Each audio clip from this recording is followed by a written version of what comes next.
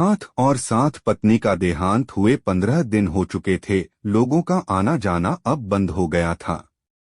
वह अकेला बैठा पुरानी यादों में खोया था कि अचानक उसे पत्नी का लिखा पत्र मिला।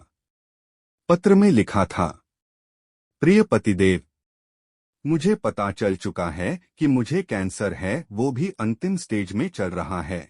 मैं यह भी जानती हूँ कि मेरे पास अब बहुत कम दिन बचे हैं। मुझे यह भी पता है कि आपने मेरे इलाज में अपनी सारी जमा पूंजी खर्च कर दी है। सारे गहने बिक चुके हैं। कितनी मेहनत से बचत करके जो प्लॉट हमने खरीदा था वह भी मेरी बीमारी की भेंट चढ़ चुका है। ये सारी बातें मुझे नहीं बताओगे तो क्या मुझे पता नहीं चलेगा? आपकी अर्धांगिनी हूँ। जिंदगी के 12 साल आपके साथ गुजारे हैं। आपके चेहरे को पढ़कर जान जाती हूँ आप किस हालत में हो, मगर मेरी मजबूरी तो देखिए, मैं आपके आंसू भी नहीं पोंछ सकती। आप अकेले में जब रोते हो तब छुप कर देखती हूँ, फिर खुद भी रोती हूँ। कमबख्त जिंदगी हमें किस मोड़ पर ले आई है। एक दूसरे का दर्द भी नहीं बांट सकते, आंसू भी नहीं पोंछ सकते। आप समझते हैं आपको रोते देखकर मैं कमजोर पड़ जाऊंगी। इधर मैं नहीं चाहती आप कमजोर पड़े। कितनी बेगानी हो गई हूं न मैं आपकी उदासी का कारण भी नहीं पूछ सकती।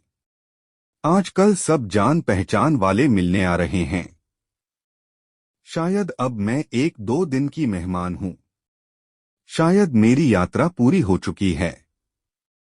ये कैसा बुलावा है जिसका मुझे पहले से पता है। मुझे मरने से डर नहीं लगता। डर लगता है आप कैसे सह पाओगे मेरी जुदाई। शाम को घर आते ही मुझे तलाश करते हो, मगर अब मैं घर में नहीं मिलूंगी। कलेजा मजबूत कर लेना जानती हूँ बहुत मुश्किल होगा आपके लिए मुझे भुलाना। 2 दिन मायके चली जाती हूँ तो पीछे पीछे चले आते हो। अब तो हमेशा के लिए बुलावा आ गया है। हाथ और साथ दोनों छोड़ कर जा रही हूँ, मगर आप हिम्मत मत हारना। बच्चे अभी बहुत छोटे हैं। उनसे कहना मम्मी भगवान के पास गई है, जल्दी लौट कर आएगी। मेरे चले जाने के बाद बिल्कुल भी मत रोना, कलेजे को पत्थर कर लेना। आप मुझसे कहा करते थे ना कि मैं बहुत डरपोक हूँ। बात बात पर रो पड़ती हूँ। अब देखो ना आपकी पत्नी कितनी मजबूत हो गई है।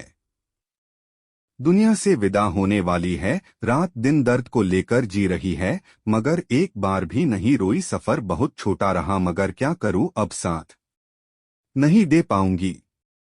इतना प्यार देने के लिए शुक्रिया, मेरे सारे नखरे उठाने के लिए शुक्रिया, मुझे टूटकर चाहने के लिए शुक्रिया।